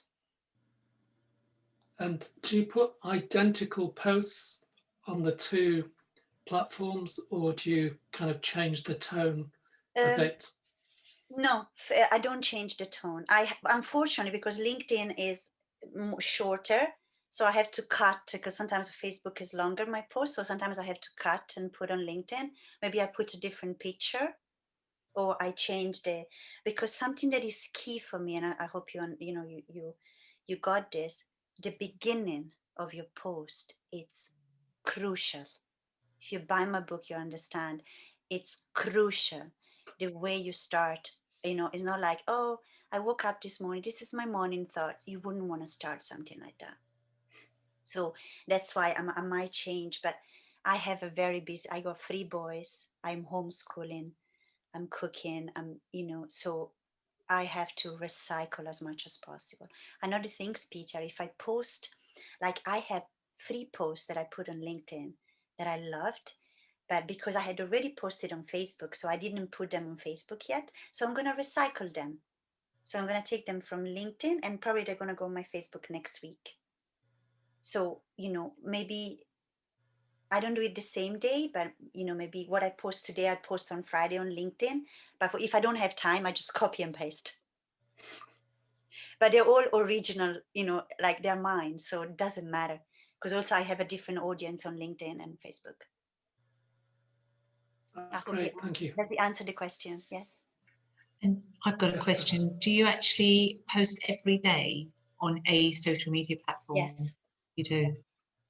I know that consistency is very, very important. I write intuitively, so I know, this is the thing. I know what is my aim. Like at the moment, like I don't have a content planner with what I post every day. I know that 2 weeks before my challenge, it's all about my challenge. So I'm just posting about promoting my challenge. So that's my aim. And then every day, my intuition tells us how I recycle some of the posts. But posting every day is important, because it's important to be in front of your clients, eyes. And I want to tell you, like, so many, that already. So like consistency is very important. Yes. So I post every day. Actually, I want to tell you something. Sometimes twice a day, and I have a certain time that works for me. 11 a.m. and between 8 and 9 p.m. This works for me. Again, you need to understand, where is your audience? Is your audience in Australia? Is your audience in America? So sometimes I think that if I post at midnight, all the Americans, so if I want to really target the Americans, then you need to post at the time that the Americans are awake, and the Australians. And so that's very important. But I found, I don't know for what reason, 11 a.m. really works for me. And I was in another group, and this guy was saying 7 a.m. and 7 p.m. But again, don't get stuck too much. Test it. Like, for example, me, I will never post at 4 p.m. UK time. I don't know why, but if I post, even though I believe in the energy behind the post, I don't know, it just doesn't, I have this time and they work for me. So find your own time. Thank you. We've got time for one more question. Has anybody got a question? Zahir? Thank you for your presentation. You're welcome, Zahir. Yeah, I like the tone of voice. It's very, we were in your journey. So my question is how we could develop our desire to be consistent on social media, and yeah. Okay, so that's a question actually I get asked a lot, because I never run out of idea, Zahir. And one of the things is really important that you remove, like you need to think, I need to post, so it's a chore. Oh my God, I need to post. The way I make it fun, there's 2 things. I always treat social media as a diary, as a conversation. Something happened, I'm like, oh my God, I need to share this. But I don't share it like, hey, look at my earrings. Do you like it? I'm always giving a lesson. I'm always thinking about my audience. What would my audience benefit from me showing my picture with my earrings? Because I'm like, I gave myself to buy £1,000 earring. I'm just saying, because I'm worth it. So I would always add and think about my audience here, because your content is not about you. It's about who are you going to impact? And if you think about that, you take the lift from the head to your heart. You remove all the fears, what am I going to post about today? If you have 20 people calling you, asking you for help, you would give it to the 20 people. So imagine social media, it's a land of people that need you. They need you to hear that you woke up and you didn't feel well, but by lunchtime, you went to hug a tree and you felt better. Or you hear your story, how it was difficult for you to go through that situation. Or just today, you want to share your smile. And that's the thing, another thing, Zaya, if I may. Posting is not about posting a Shakespeare novel. Like, you know, I said sometimes, like the other night, I was very tired, but I wanted to post. I felt that my day had so many teaching. I posted three lines, 3. A post doesn't need to be like 5 pages. You can post something like, I'm going to bed.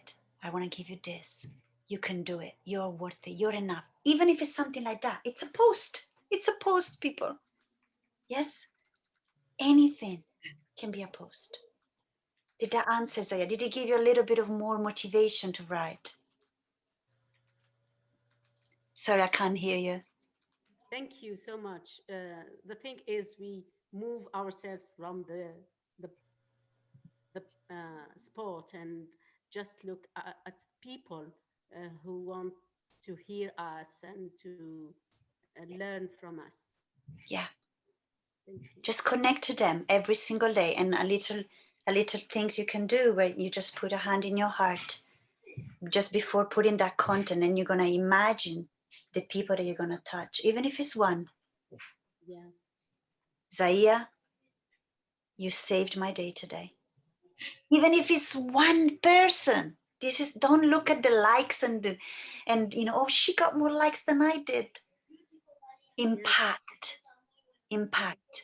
Yes? To the mission, yeah. Yes. Thank you very, very much. Thank you. That was very inspirational, and I think that you know, we've just got to learn to be more vulnerable and not be afraid of being vulnerable, because we're going to be touching somebody out there, aren't we, with our vulnerability. I found I'm sure that everybody else would agree that that was absolutely an amazing talk. We thank you very much. And Deborah, if you could send us some details, and then we can email them to everybody. And if they want to get in touch with Deborah, then you've got all the information. You can get in touch with her directly, and I'm sure people will want to do that. Thank you very, very much. Can we just thank you? Amazing. Thank you very much. So we've got around 10 minutes left. Are you all okay if we go 5 minutes over? We because we want to fit. Yeah. We've all got the thumbs up on that. Fantastic, wonderful. So a couple of people, well, 3 people joined us late, and we just want to give them a chance to introduce themselves. And we want Woon to talk very briefly, Woon, because we're running out of time, about where you're going to post the video. And then we want to finish with Julie and her inspirational talk. So we want to have room for everybody. So if we could just open up and ask Rosaline, please, if you could introduce yourself to everybody in a few minutes.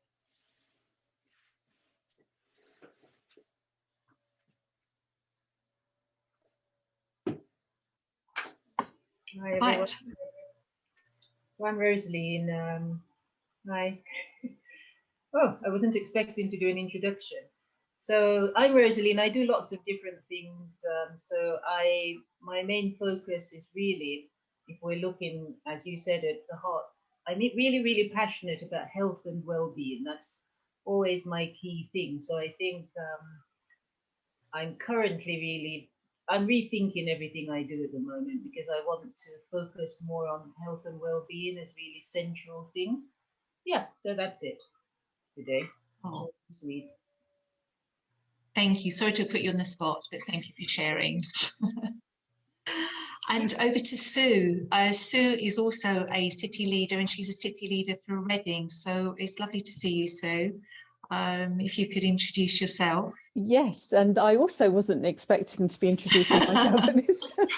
And apologies for being late. I just had the time wrong in my diary. So yes, I used to come and visit you in London and thought this group and this meeting was so great that I set up a similar group in Reading, which is, you know, again, through COVID has been thriving and continuing. So it's a really beautiful forum and it's really lovely to be back. So apart from that, I run a business called Future Proof Your Business, and it's about bringing profit and impact to business and also a more intuitive, collaborative, co-creative way of doing business. And my background's actually finance. So I've been, you know, following the idea of intuition. I'm no longer amazed that I always turn up for the right speakers and the right events. So Deborah, that was absolutely amazing. And I've been struggling with sales pages and like, oh, this looks awful. So you've given me so much inspiration. So thank you. Thank you, Sue. And Woon, if you'd like to introduce yourself and then just share with everybody where we can find the video for this evening.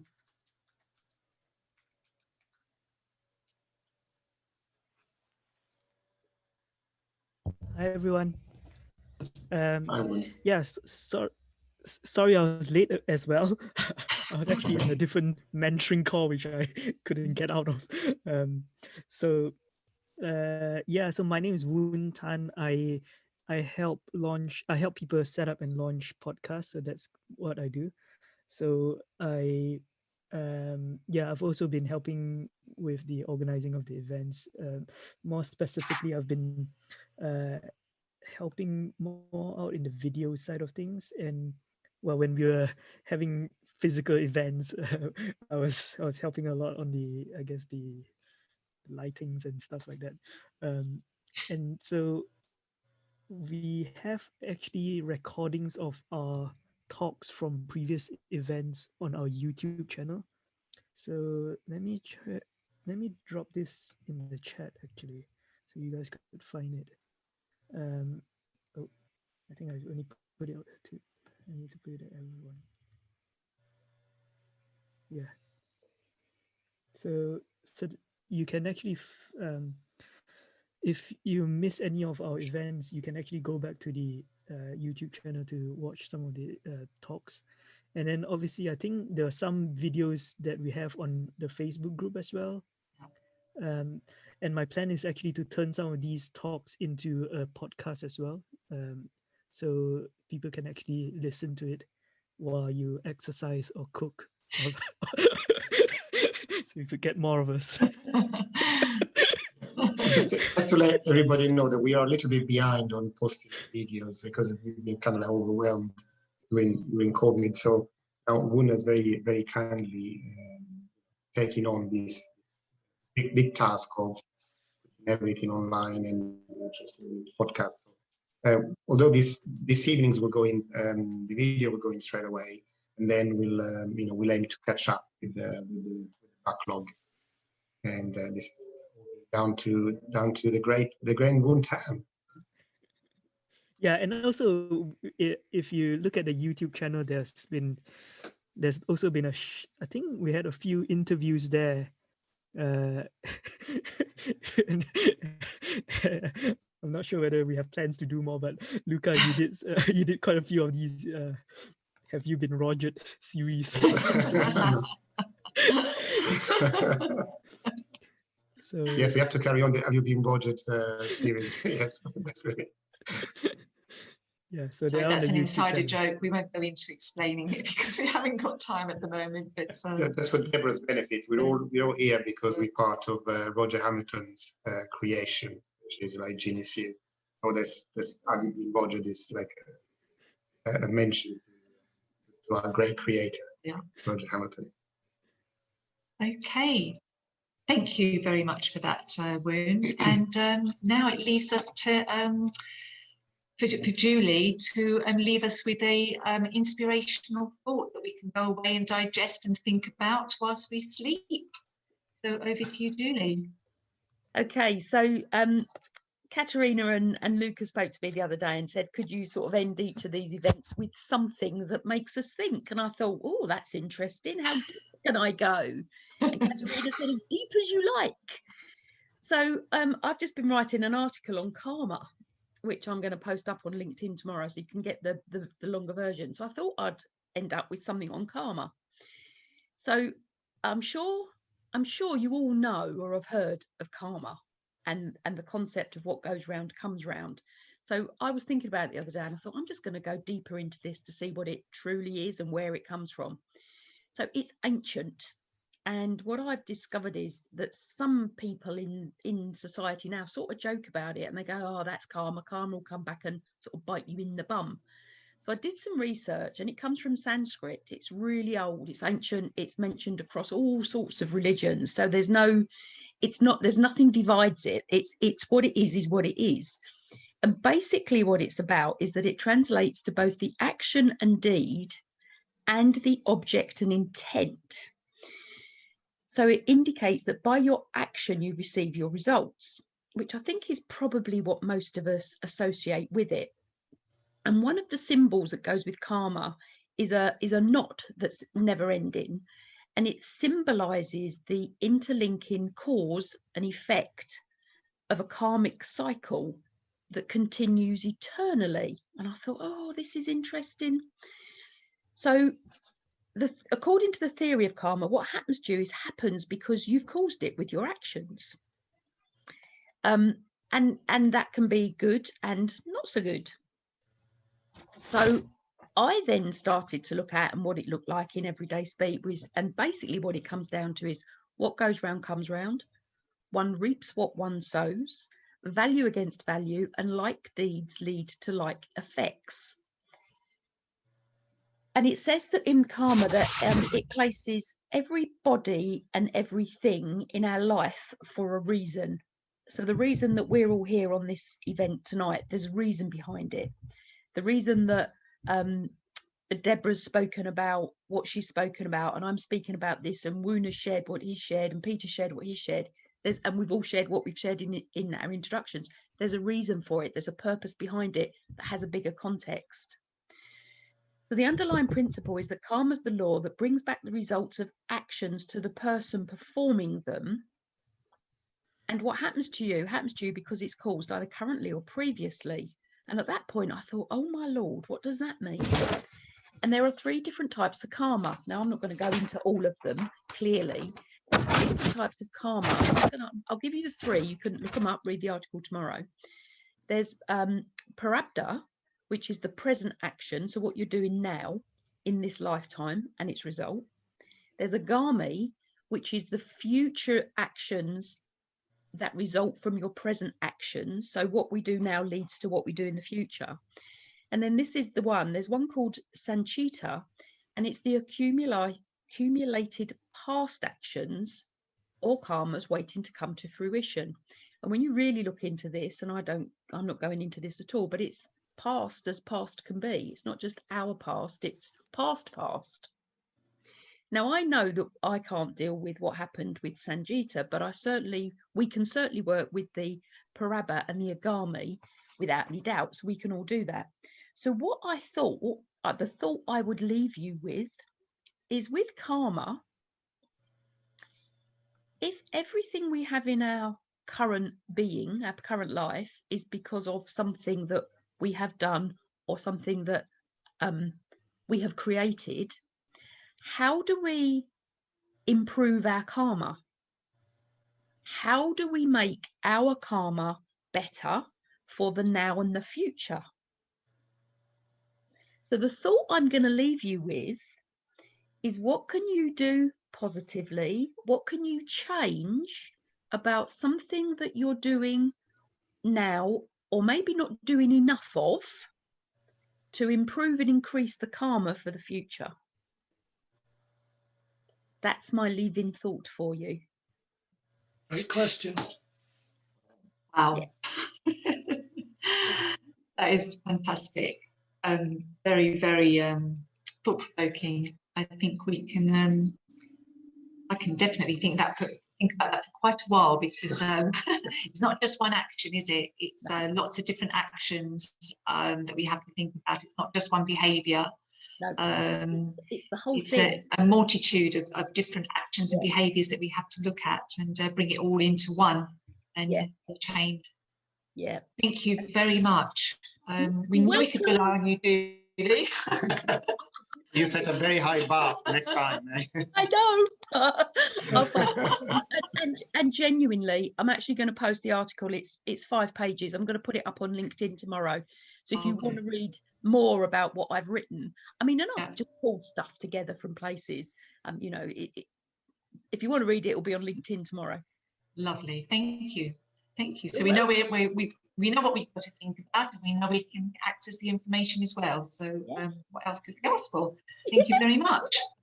Okay, well, we've only got 1 minute over, so that's not bad. Thank you very much to everybody for joining us this evening. A big thank you to Deborah again for such an inspirational talk, and thank you for coming. And thank you to Anne-Sophie. Next time. Sorry? Next time. What about next time? Oh, sorry. I was just thanking everybody. Sorry, go on. I'll talk about next. I want to say thank you to Anne-Sophie for coming all the way from Sweden to join us tonight as well, and to Sue as well, because I know that you've got your own group, and thank you for joining us. And thank you to everybody else who's turned up as well. And Nikki, we haven't seen you for a while. So thank you again. It's been lovely seeing you. And Alex, alias John. Thank you too. And Maria Renza here, and Peter and Dale, and our lovely Calvin. Calvin is a really good friend of ours. So it's lovely to see you this evening. And Rosaline, and I haven't missed, and Peter, I haven't missed you out, have I, Peter? You haven't now. No. I said Peter, and you're thinking, which Peter's this? So thank you very much to everybody. Our next meeting is going to be on the 3rd of February, so we'll be posting details out about that as well. So have a lovely evening, and we'll see you next time. And a really big thank you to you and Luca for hosting the social again. It was fabulous. Thank you.